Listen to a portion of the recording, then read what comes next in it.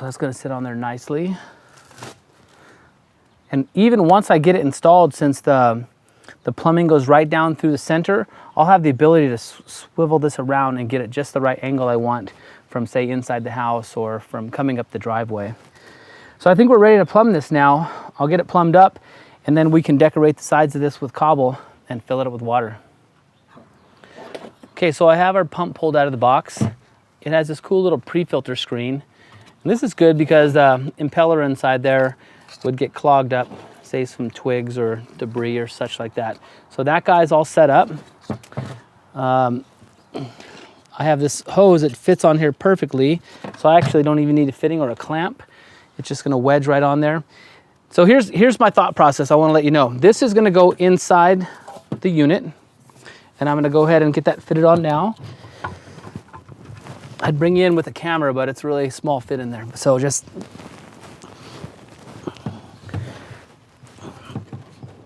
understand that I have a nice good fit in there. Now I'm gonna run this hose through the center. So now I can figure out how much hose I need. I'll make my connection, drop this in here, and then I'll be able to stand the column right up. Pull the hose the way I want it.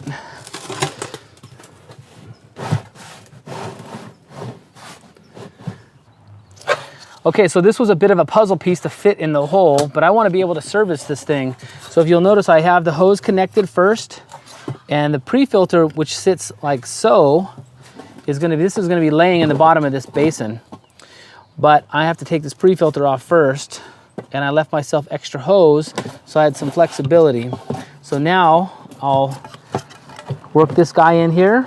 I probably could have used a smaller pump, but this particular pump I'm really fond of. I've been using this pump for probably 20 years, servicing aquatic stuff from aquariums and little fountains. So I'm real fond of this pump. It was a tight fit, but it'll be worth it. So I got that guy in there. Here's my cap. And now we're ready to decorate the sides.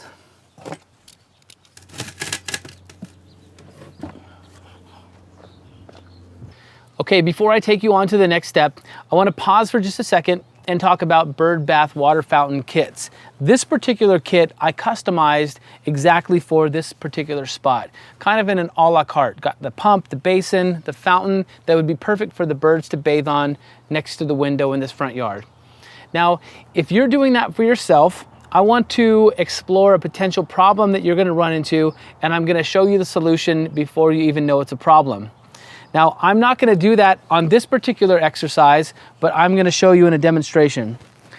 I have this extra piece of liner, and this is because, let's say you want a lot of flow. You want a little more pop to the flow. You want a little more audio so you can hear it from inside the house, and you have water coming down here faster. Now, you might have water splash outside the basin, which is essentially a leak. It won't take long in a small compact basin like this for you to run dry on water. Now, you can solve that. You can maintain a small basin and a taller fountain with more flow if you get a little extra piece of liner. You're not gonna find that in your kit. Let me show you what you would do. This is a little 5x5. It's quite a bit extra. I don't need quite this much, but let me show you a secret. This is the center, and this is about as big as my foot, approximately. So I'm going to just do a circle like this in this liner. Okay.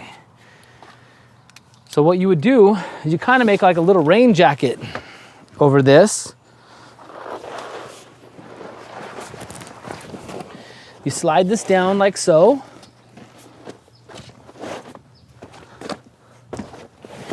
And I'm just doing this quick in this demonstration so you have an idea what I'm talking about. I think you'll get it. Now, if I graded the plot here a little bit differently, if the water came off and splashed here, the water would drip back. It would still catch it within the basin. The basin's here, you see. So I'd have to grade this so it slightly pitches back. Water would run back this way, and then the stuff in the yard, you would want the water to run that way. So if you had heavy rainfall, stuff wouldn't wash into this. But If you really wanted to, you could turn the fountain on, get whatever flow rate that you wanted, and let's say the splash stopped here. Splash ends here. Then what we could do is we could reduce the size of this liner. It's going to be kind of hard to hide, but I can come through and hide this like this, you see? You can come over here.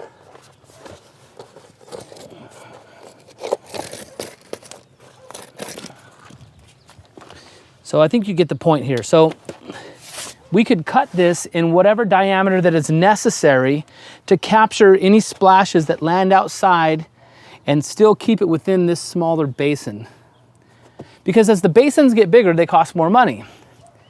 And they take up more space ultimately. So you have to dig more. If you had a bunch of pipes coming through here, they might be in the way of your excavation.